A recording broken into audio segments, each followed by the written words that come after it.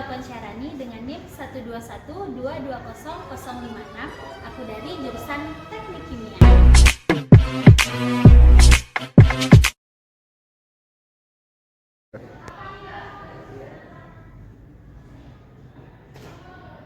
Halo, perkenalkan, namaku Fauzan Nagila, NIM 121220058 dari jurusan Teknik Kimia.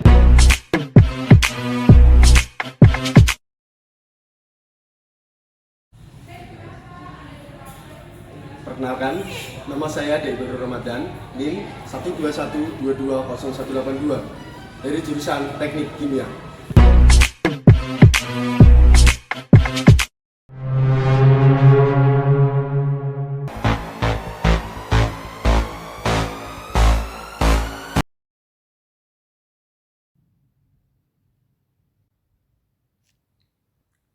Polusi udara dan air merupakan ancaman serius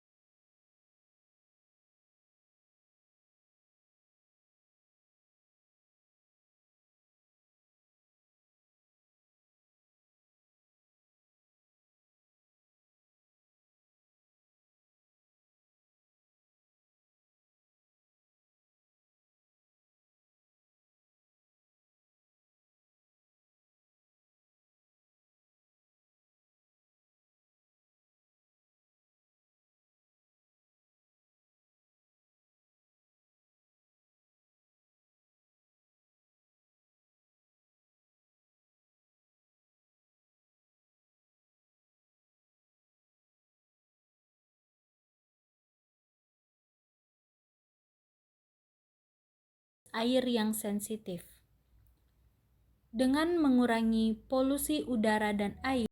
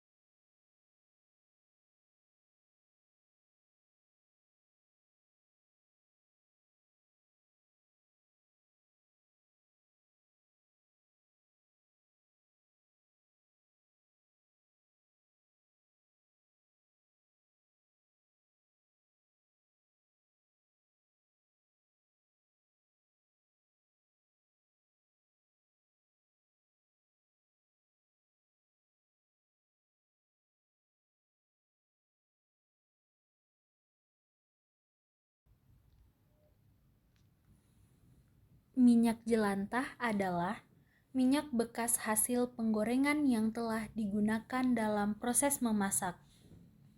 Minyak ini umumnya berasal dari restoran, rumah tangga, atau fasilitas pengelolaan makanan. Minyak jelantah merupakan limbah dapur yang dapat mencemari lingkungan jika tidak dikelola dengan benar. Pembuangan minyak jelantah secara sembarangan dapat menyebabkan pencemaran tanah dan air, merugikan ekosistem dan kesehatan manusia. Salah satu cara untuk mengelola minyak jelantah adalah melalui daur ulang. Minyak ini dapat diambil dan diolah menjadi biodiesel atau produk lainnya. Penting untuk menghindari membuang minyak jelantah ke saluran pembuangan atau toilet. Tempatkan minyak jelantah dalam wadah tertutup dan kirimkan ke fasilitas daur ulang yang sesuai. Kesadaran masyarakat tentang bahaya pembuangan minyak jelantah secara tidak benar dapat membantu mengurangi dampak negatifnya. Pengelolaan yang bijaksana terhadap minyak jelantah seperti daur ulang atau penggunaan kembali sebagai biodiesel dapat membantu mengurangi dampak lingkungan yang mendukung praktik berkelanjutan. Minyak jelantah dapat menimbulkan berbagai bahaya jika tidak dikelola dengan benar. Beberapa resiko dan bahaya yang terkait dengan minyak jelantah. Yang pertama, pencemaran lingkungan. Pembuangan minyak jelantah secara tidak benar dapat menyebabkan pencemaran tanah dan air, merugikan ekosistem perairan dan tanah. Yang kedua, masalah kesehatan. Pemanfaatan minyak jelantah yang tidak layak, terutama jika digunakan berkali-kali, dapat menghasilkan senyawa berbahaya dan karsinogenik yang dapat membahayakan kesehatan manusia. Yang ketiga, pembentukan blokade saluran pembuangan. Jika minyak jelantah dibuang ke saluran pembuangan, dapat menyebabkan pembentukan endapan dan blokade, menyebabkan masalah saluran pembuangan di rumah atau sistem sanitasi kota.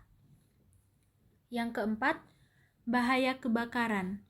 Minyak jelantah memiliki titik nyala yang rendah, sehingga dapat menjadi sumber bahaya kebakaran jika tidak disimpan atau dibuang dengan benar. Yang kelima, kerusakan peralatan masak. Penggunaan berulang minyak jelantah yang terlalu lama dapat menyebabkan pembentukan residu dan kerak yang dapat merusak peralatan memasak. Yang keenam, pengaruh terhadap kualitas udara. Jika minyak jelantah dibuang dengan cara dibakar terbuka, dapat menyebabkan emisi gas berbahaya dan mempengaruhi kualitas udara. Mencegah bahaya minyak jelantah melibatkan pengelolaan yang bijaksana, seperti daur ulang atau penggunaan kembali sebagai biodiesel, serta edukasi masyarakat tentang cara yang benar untuk mengelola limbah minyak bekas hasil penggorengan.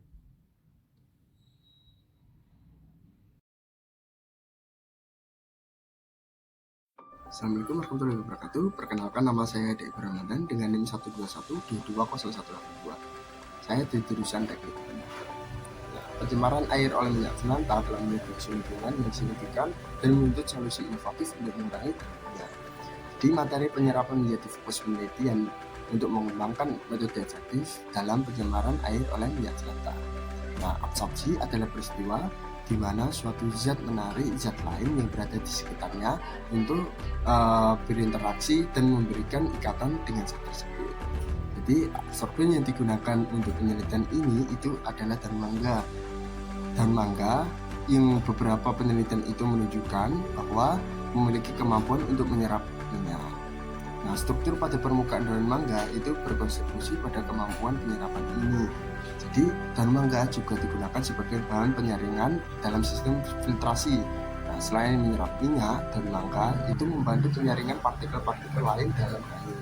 Jadi, antioksidan dalam daun mangga juga dapat melindungi senyawa kimia di dalam tubuh dari reaksi oksidasi dengan cara bereaksi dengan radikal bebas dengan jenis oksigen relatif di tubuh. Jadi penelitian ini itu memberikan kontribusi pada pemahaman tentang bagaimana metode penyerapan yang dapat diterapkan untuk kebersihan air dari minyak jelantah. Dengan mempertimbangkan sifat-sifat bahan penyerap dan kondisi lingkungan, penelitian ini dapat menjadi dasar untuk mengembangkan solusi yang lebih efektif dalam mencegah pencemaran air oleh minyak jelantah. Nah, upaya ini juga itu mendukung upaya global untuk mencapai keberlanjutan lingkungan dan kesehatan ekosistem perairan.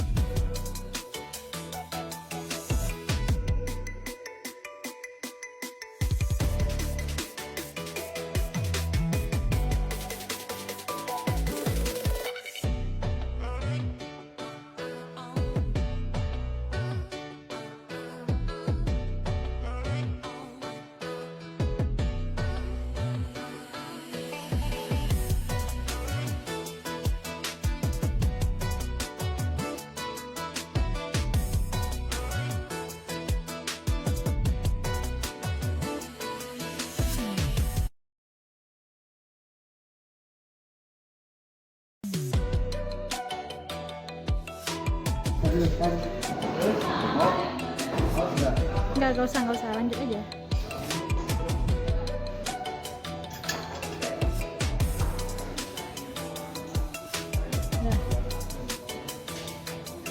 Udah.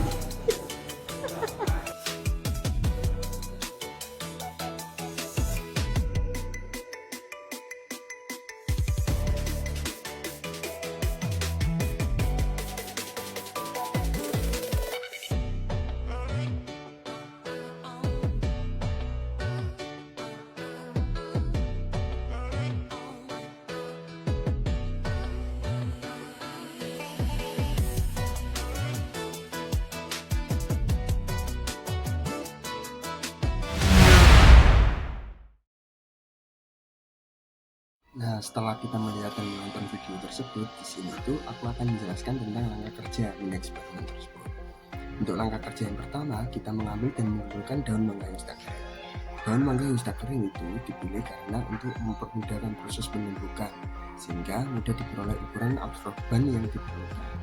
Nah, langkah kerja selanjutnya itu mengeringkan daun mangga selama 24 jam agar mengurangi kadar air dalam daun mangga. Nah, langkah kerja selanjutnya kita memotong dan menghilangkan tulang daun sehingga menyisakan bagian daun yang mudah dihaluskan. Kemudian langkah kerja selanjutnya kita menghaluskan potongan-potongan daun mangga hingga menjadi serbuk dan menyaring dengan saringan 100 mesh dengan tujuan mendapatkan absorben dengan ukuran yang sesuai dan merata. Karena permukaan yang besar akan memperbesar jumlah molekul yang terabsorpsi. Jika absorben tidak memiliki luas permukaan yang luas, mengakibatkan molekul yang terabsorpsi itu menjadi sedikit. Nah, langkah kerja selanjutnya kita menyiapkan minyak jelantah. Minyak jelantah yang dipakai dalam percobaan ini itu adalah minyak bekas yang digunakan penggorengan selama dan sebanyak 3-5 kali. Nah, sebelum digunakan dalam percobaan ini, minyak disaring terlebih dahulu untuk menggunakan kertas saring dengan tujuan untuk menghilangkan kotoran-kotoran yang tertinggal setelah penggorengan. Nah, langkah kerja selanjutnya kita melanjutkan penimbangan bahan-bahan yang akan digunakan, diantaranya itu minyak, absorban, dan kertas saring kosong. Berat minyak yang digunakan dalam percobaan pertama sebesar 0,1 gram dengan absorben yang digunakan sebesar 0,01 gram dan berat kertas saring yang disesuaikan. Nah, setelah kita melakukan penimbangan, di sini kemudian mengambil air sebanyak 100 ml yang digunakan sebagai media untuk absorban penyerap minyak. Untuk langkah kerja selanjutnya itu menyampurkan semua bahan ke dalam gelas beker yang sudah terdapat magnetik steril di dalamnya. Gunaan magnetik itu adalah sebagai campuran dengan cara mengaduk otomatis yang berguna akan memperbesar kecepatan kontak antara absorben dengan minyak dan mengurangi potensi absorben hilang karena penempelan pada pengaduk manual. Hal tersebut itu dapat memaksimalkan penyerapan yang terjadi pada absorben. Nah, setelah kita melakukan pencampuran semua bahan, selanjutnya itu melakukan pengadukan. Pengadukan itu dilakukan dengan waktu yang bervariasi, diantaranya itu 1 menit, 3 menit, 5 menit, 7 menit, 10 menit, 15 menit, 30 menit, hingga 60 menit. Variasi yang dilakukan itu bertujuan untuk mencari waktu yang konstan sebagai patokan untuk percobaan yang kedua dengan variasi berat minyak. Kemudian langkah kerja selanjutnya itu adalah penyaringan dengan menggunakan kertas saring yang sudah ditimbang dan sudah dibasahi air supaya mudah untuk melakukan penyaringan. Hasil yang terdapat di kertas saring adalah minyak dan absorban yang sudah menyerap minyak karena semua air akan mengalir dan menjadi filter. Nah, langkah kerja selanjutnya itu kertas saring yang berisi minyak dan absorban selanjutnya itu dikeringkan di dalam oven selama 30 menit untuk menghilangkan kadar air sehingga hanya menyisakan absorban dan minyak. Hal itu juga mempermudahkan kita untuk membersihkan kertas saring untuk penimbangan. Nah, langkah kerja selanjutnya itu kita melakukan penimbangan kertas saring yang sudah dilakukan oven dan sudah didinginkan. Nah, fungsi pendinginan kertas saring adalah agar berat yang didapatkan itu konstan sehingga tidak berubah-ubah. Nah, setelah ditimbang, kertas saring kemudian dibersihkan dari absorban menggunakan spatula. Nah, gunanya itu untuk mendapatkan berat minyak setelah proses absorpsi. Nah, selanjutnya kita melakukan perhitungan. Nah, setelah kita melakukan perhitungan, didapatkan waktu yang konstan dalam percobaan pertama, yaitu 10 menit. Kemudian diaplikasikan pada variasi minyak, yaitu dengan angka yang sama untuk mendapatkan kadar penyerapan dari absorben tersebut.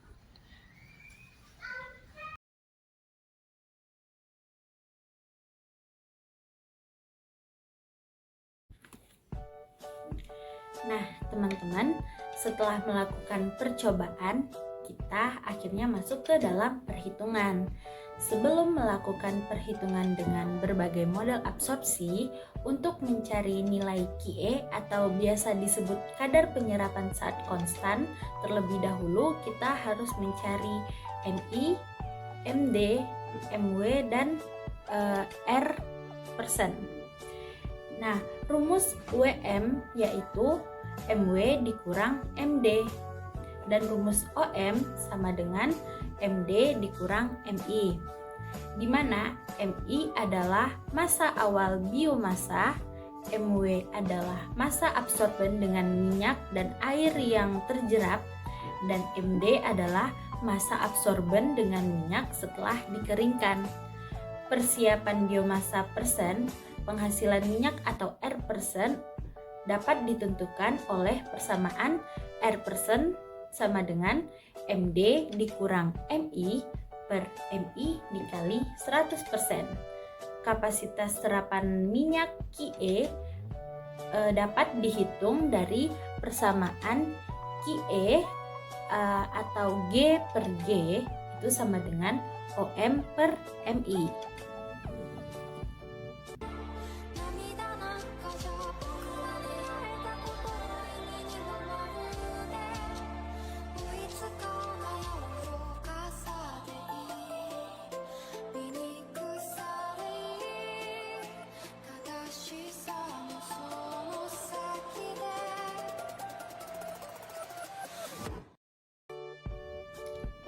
Selanjutnya, kita masuk ke berbagai jenis absorpsi.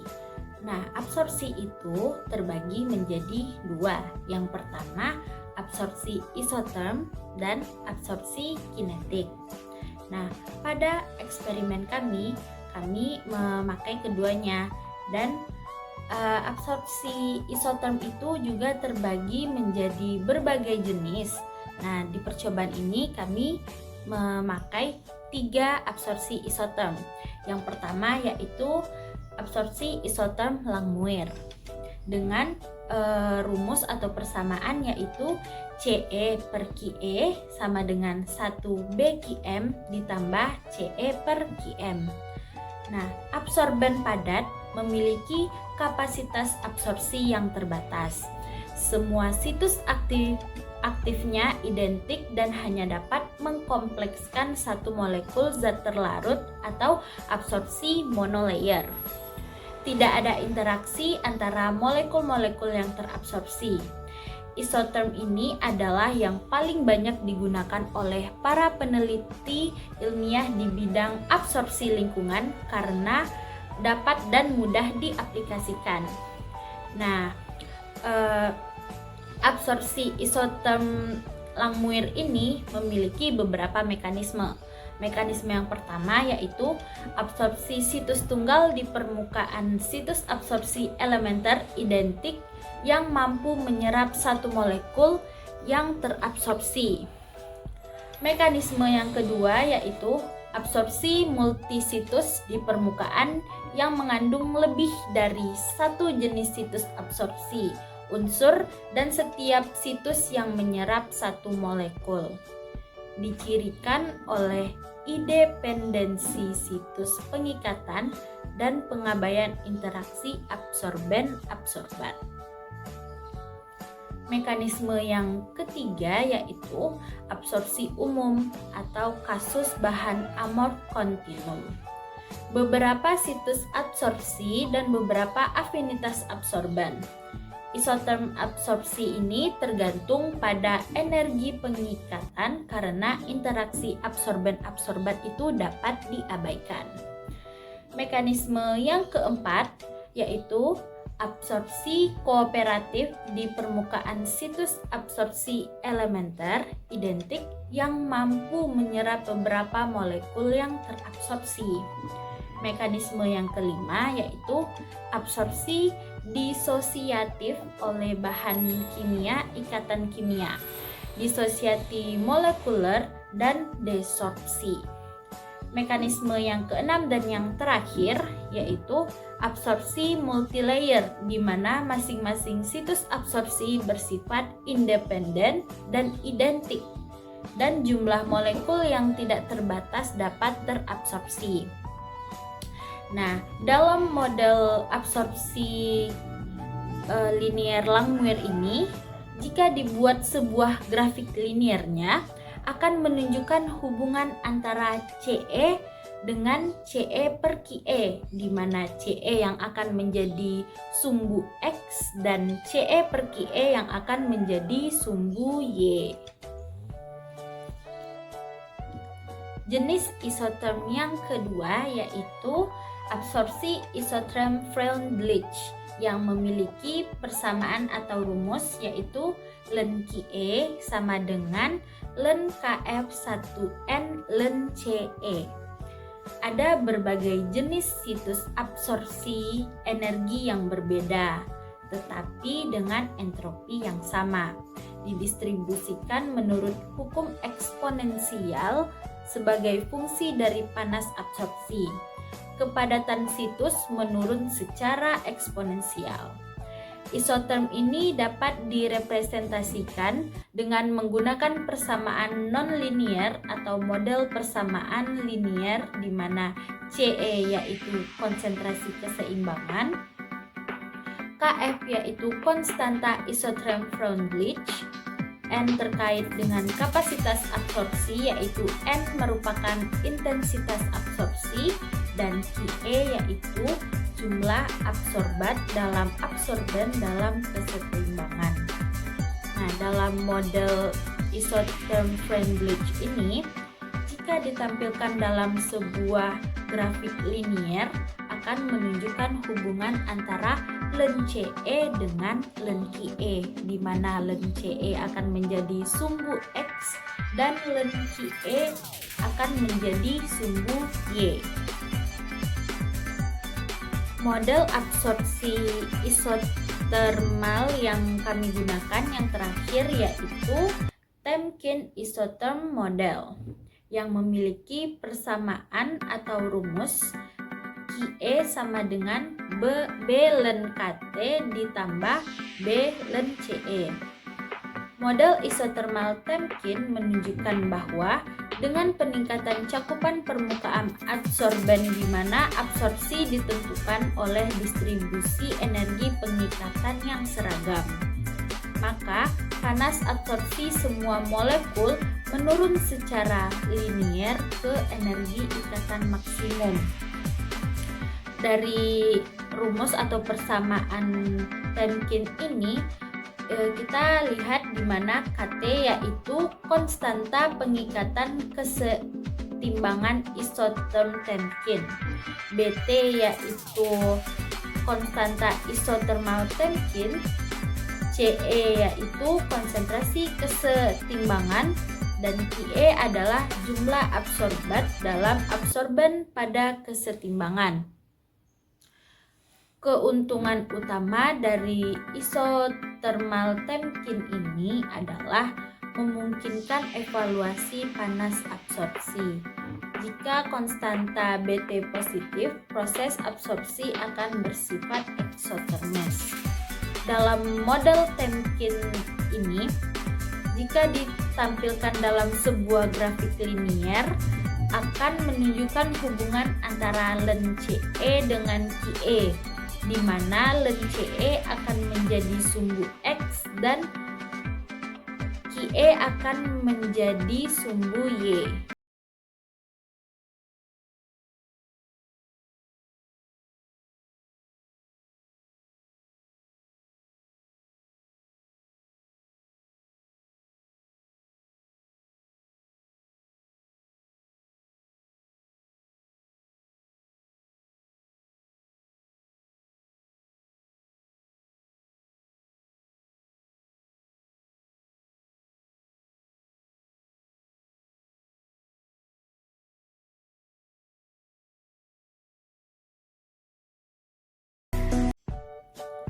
Setelah menjelaskan absorpsi isotherm, kita akan masuk kepada absorpsi kinetik.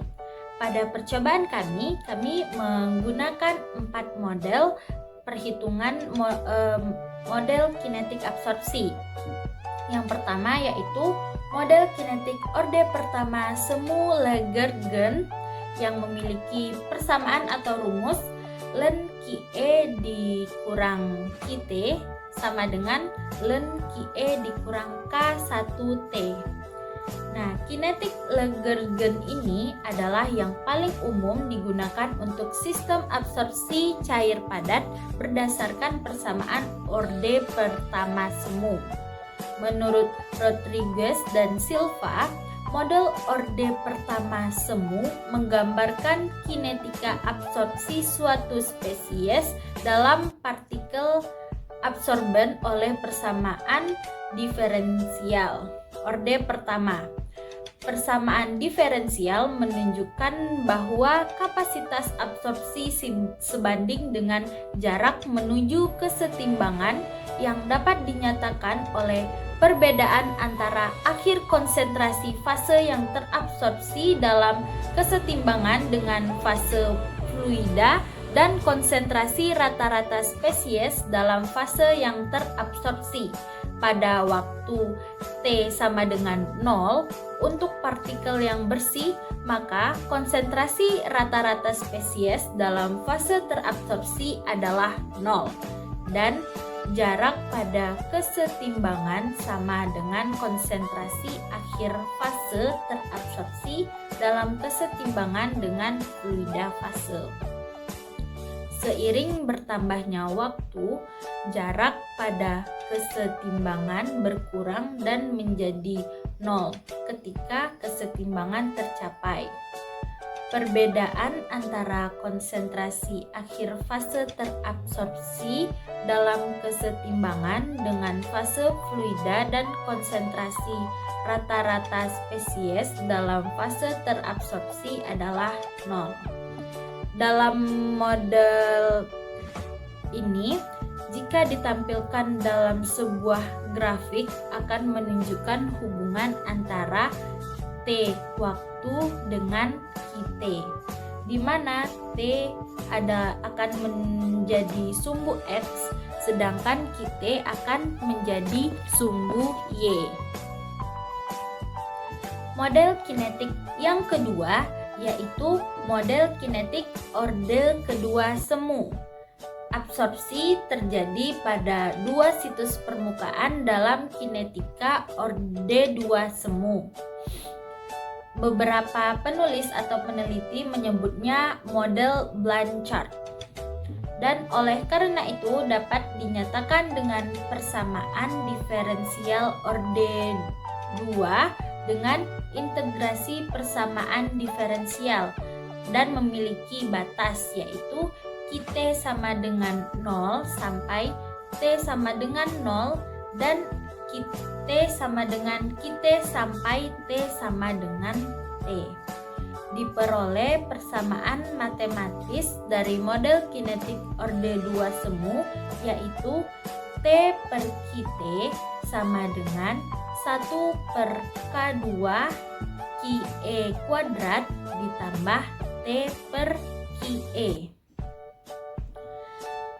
Di mana QE merupakan jumlah absorbat dalam absorben pada kesetimbangan, QT merupakan jumlah absorbat dalam absorben pada waktu, K2 yaitu laju konstanta detik semu, dan T merupakan waktu kontak dalam menit. Nah, dalam mode Blanchard ini, jika ditampilkan dalam sebuah grafik, akan menunjukkan hubungan antara T waktu dengan T per QT, di mana T akan menjadi sumbu X, sedangkan T per QT akan menjadi sumbu Y. Model absorpsi kinetik yang ketiga yaitu model persamaan Elovitch.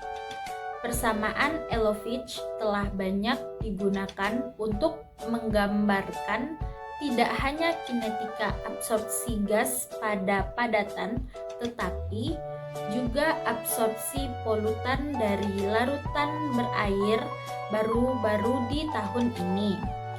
Persamaan atau rumus dari persamaan Elovitch yaitu QT sama dengan ln AEBE per BE ditambah 1 per BE ln T, di mana QT merupakan jumlah absorbat dalam absorben pada waktu T, dan B merupakan jumlah situs yang tersedia untuk absorpsi, A merupakan laju absorpsi awal, dan T merupakan waktu kontak dalam menit.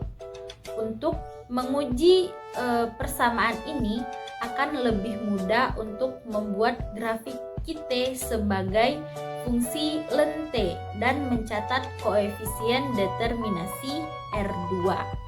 Nah, dalam model ini, jika ditampilkan dalam sebuah grafik, akan menunjukkan hubungan antara lente dengan kita, di mana lente akan menjadi sumbu X, sedangkan kita akan menjadi sumbu Y. Model absorpsi kinetik yang keempat dan yang terakhir yang kami gunakan yaitu model kinetik difusi intrapartikel. Model ini memiliki persamaan atau rumus yaitu Kt sama dengan KWT pangkat 1/2 ditambah C. Model kinetik difusi intrapartikel secara umum memiliki 4 tahap dalam proses absorpsi oleh padatan berpori. Yang pertama yaitu pemindahan zat terlarut dari larutan ke batas lapisan yang mengelilingi partikel. Yang kedua, pemindahan zat terlarut dari lapisan batas ke permukaan absorben. Yang ketiga, transfer zat terlarut ke situs absorben, yaitu difusi dalam mikropori dan makropori. Dan yang keempat yaitu interaksi antara molekul zat terlarut dan situs aktif di permukaan, yaitu absorpsi, kompleksasi, dan presipitasi.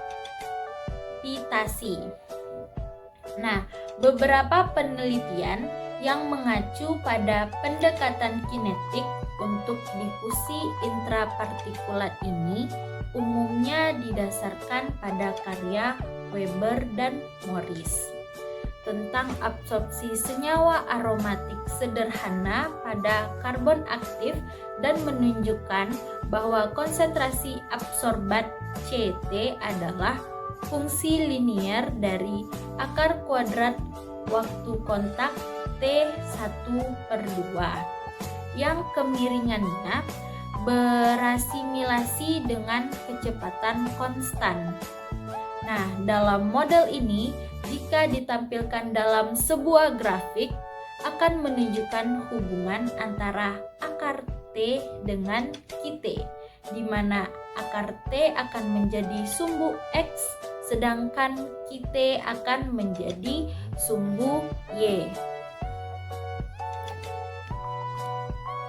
Nah, teman-teman, itulah model-model absorpsi perhitungan yang kami gunakan dalam percobaan atau mini eksperimen kami, yang masing-masing model itu memiliki atau menghasilkan sebuah grafik dari perhitungannya.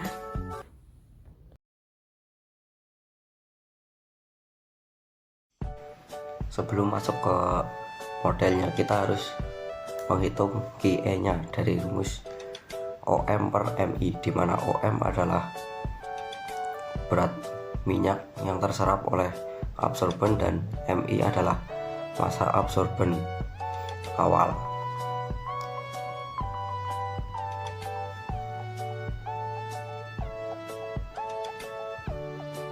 Setelah mencari QE menggunakan rumus yang tadi, nilai QE bisa kita masukkan ke dalam persamaan yang pertama, yaitu pseudo first order kinetic atau model yang pertama, yaitu ln QE min Kt sama dengan ln QE min K1T, dimana ini berdasarkan model linear yang ada, yaitu first order kinetic. Bisa kita masukkan nilai X nya berarti adalah T sebagai sumbu X dan sumbu Y nya adalah ln QE min Kt, dimana setelah melakukan perhitungan di sini terdapat grafik hubungan antara ln QE min Kt dengan waktu. Kemudian didapat juga nilai K1 yaitu 0,0785 dan nilai QE sebesar 0,1422. Nah, berdasarkan persamaan linear atau model linear yang pertama, yaitu pseudo first order kinetic, didapat R² sebesar 0,9491. Oke, berikutnya yaitu model kinetik yang kedua, yaitu ada pseudo second order kinetics dengan rumus T per Q_T sama dengan 1/K2 Qe kuadrat plus T per Qe. Nah, di sini yang menjadi sumbu X adalah T atau waktu, dan yang menjadi sumbu Y adalah T per Qe. Setelah melakukan perhitungan menggunakan persamaan linear dan membuat persamaan linearnya, yaitu Y sama dengan 4,7379X plus 8,6739 dengan grafik seperti berikut yang sudah ditampilkan. Nah, di situ menampilkan hubungan antara X yaitu waktu, dan Y-nya yaitu T per Qe. Nah, dari persamaan linear yang didapat bisa kita sesuaikan dengan model regresi yang ada. Kemudian diperoleh nilai Qe yaitu sebesar 0,2111 dan nilai K2 sebesar 0,051 dengan nilai R² yang cukup besar yaitu 0,9921. Oke, selanjutnya ada model kinetik yang ketiga, yaitu intraparticle diffusion kinetic dengan rumus Q_T sama dengan KW pangkat setengah plus C, di mana yang menjadi sumbu X adalah akar T dan sumbu Y nya adalah Q_T. Terus kemudian kita buat persamaan garisnya dan didapat sebuah grafik, yaitu seperti yang ditampilkan. Grafik tersebut menyatakan hubungan antara X yaitu akar T dengan Y yaitu Q_T, dan didapat persamaan garis yaitu Y sama dengan 0,0340X plus 0,0668.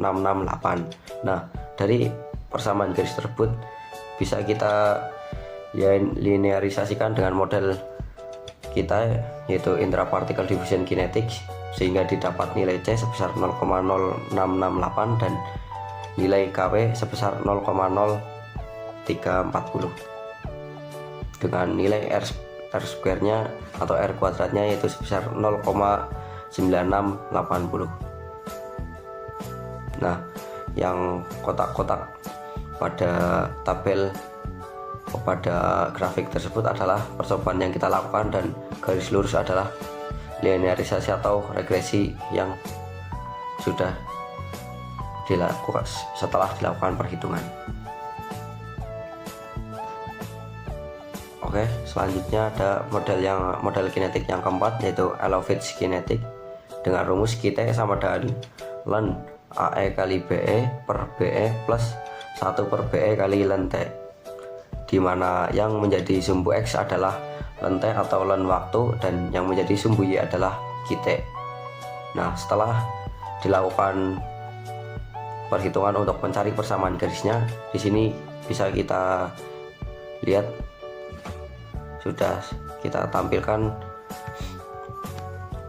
grafik dari Elovitch kinetik, di mana yang kotak-kotak adalah percobaan yang kita lakukan dan garis lurusnya adalah linearisasi dari model Elovitch ini. Nah, dari perhitungan diperoleh persamaan garis yaitu Y sama dengan 0,0363X plus 0,09515, di mana bisa kita dapat nilai BE yaitu 27,5792 dan nilai AE sebesar 0,4523 dengan nilai R² atau R kuadratnya sebesar 0,9764. Nah, ini merupakan hasil dari 4 model yang telah kita hitung,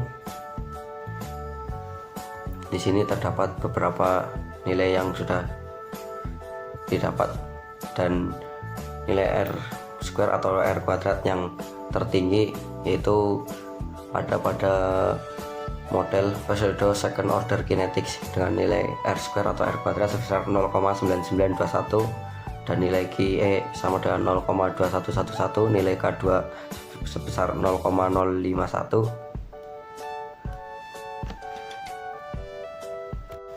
Jadi model kinetik yang terbaik atau yang paling efektif digunakan untuk percobaan yang kami lakukan adalah model pseudo second order kinetics dengan nilai R kuadrat tertinggi yaitu sebesar 0,9921, dan nilai QE yang didapat dari model ini adalah 0,2111 dan K2 nya sebesar 0,051. Selanjutnya adalah model isoterm. Jika pada model kinetik kita menggunakan variasi waktu, di percobaan untuk menentukan menggunakan model isoterm kita menggunakan variasi massa minyak, yaitu ada 0,1, 0,2, 0,3, 0,4 dan 0,5. Nah, setelah kita hitung dan kita dapat QE nya pada masing-masing konsentrasi massa oil. Nah, dari konsentrasi dari QE yang didapat dari masing-masing massa oil bisa kita aplikasikan ke dalam model yang akan kita hitung. Itu yang pertama ada model Langmuir dengan rumus CE per QE sama dengan 1 per B kali QM plus C per QM. Nah, di sini yang menjadi sumbu X adalah CE dan yang menjadi sumbu Y adalah CE per QE. Nah, seperti pada model kinetik, kita juga harus mencari persamaan garisnya,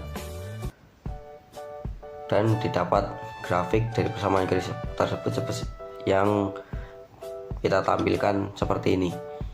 Di sini yang kotak-kotak adalah data percobaan yang kita lakukan, sementara yang lurus ada linearisasi dari model Langmuir. Nah, di sini bisa kita dapat nilai persamaan garisnya yaitu Y sama dengan 11,4987X plus 0,9752. Nah, dari persamaan garis ini bisa kita linearisasikan dengan rumus model Langmuir, sehingga bisa kita dapat variabel B yaitu minus 11,7911 dan QM sebesar 0,0870 dengan nilai R square sebesar 0,9525. Nah, grafik ini menyatakan hubungan antara X yaitu CE dengan Y yaitu CE per QE.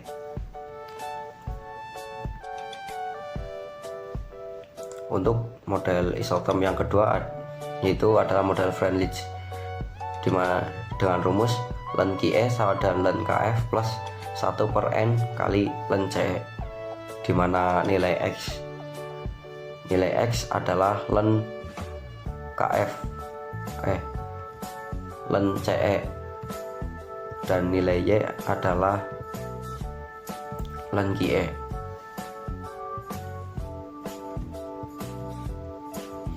Terus seperti tadi kita cari persamaan garisnya, kemudian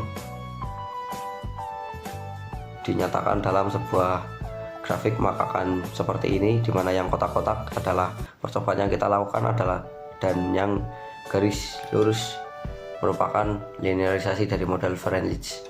Nah, dari model Freundlich kita peroleh persamaan garis yaitu Y sama dengan min 0,38372X minus 2,505. Nah, dari persamaan garis ini bisa kita linearisasikan dengan model Freundlich, sehingga kita bisa mendapat nilai KF sebesar 0,0820 dan nilai N sebesar minus 2,6060. Nah, dari model Friendly kita mendapat nilai R2 sebesar 0,8889.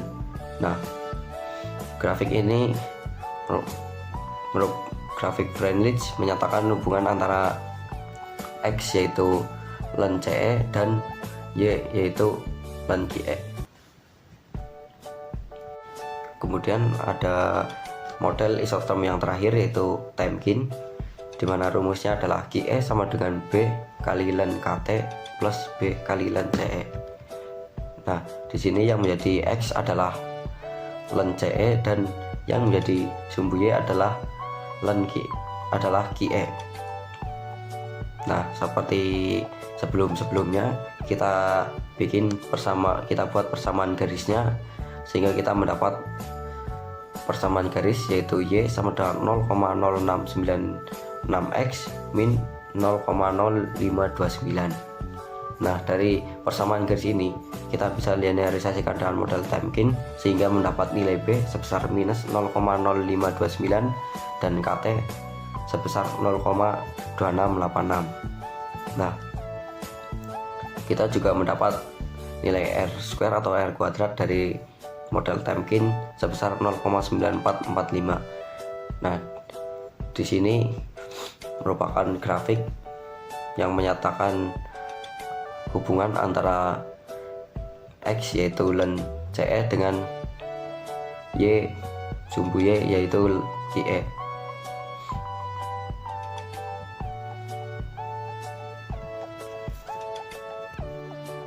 Setelah mendapat data-data dari model-model isoterm yang telah dihitung, kita bisa menyimpulkan bahwa model Langmuir adalah model yang terbaik untuk menyatakan percobaan yang kami lakukan karena memiliki nilai R2 atau R kuadratnya yang tertinggi yaitu sebesar 0,9525 dan nilai QM-nya yaitu 0,0870 gram per gram dan B-nya sebesar minus 11,7911.